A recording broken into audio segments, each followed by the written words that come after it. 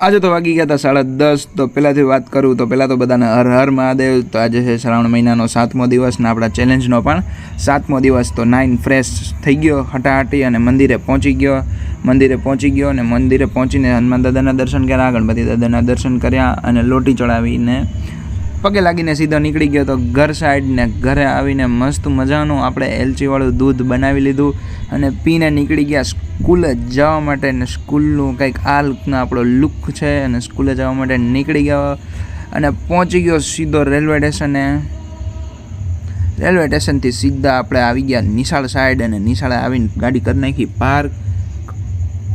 પછી ફોન મૂકીને બપોર પછીનો તો આજે એક ટાણામાં હતું આપણે મંચુરિયન જમીને એક કામ હતું તો નીકળી ગયો કામ પતાવવા માટે અને પાછો ઘર સાઈડ નીકળી ગયો। થોડીક વાર 2 કલાક જેવું થયું ને પછી આજે તો બહુ ઠાઈકો હતો એટલે ગાડી પાર્કિંગમાં મૂકીને સીધો હુઈ જ ગયું। તો મળીએ કાલે પાછા નવા બ્લોગ સાથે। ત્યાં સુધી બધાને હર હર મહાદેવ।